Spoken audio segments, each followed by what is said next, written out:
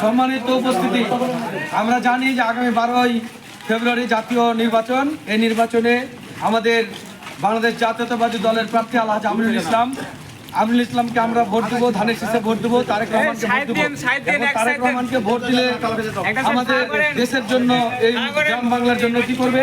তারেক রহমানকে ভোট দিলে মহিলাদের জন্য হবে এই ফ্যামিলি কার্ড। তারেক রহমানকে ভোট দিলে এই মহিলাদের জন্য হবে ফ্যামিলি কার্ড।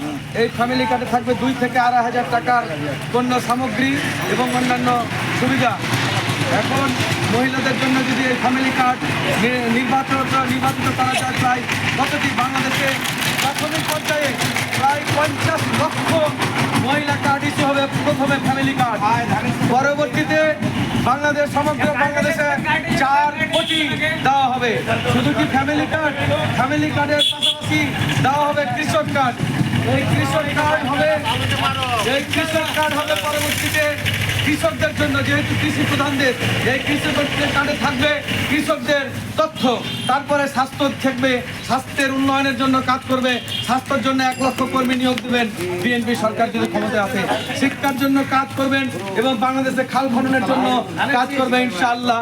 এবং আরেকটি ঘোষণা আছে, সেটি হলো আমাদের বাংলাদেশের সমগ্র বাংলাদেশে ক্ষুদ্র কৃষি ঋণ 10,000 টাকা যদি থাকে, তার নিচে তাহলে 10,000 টাকা সমস্ত মওকুফ করবে। তাই আপনারা সবাই ধানের শীষে ভোট দেবেন, আমিনুলকে ভোট দেবেন, তারেক রহমানকে ভোট দেবেন।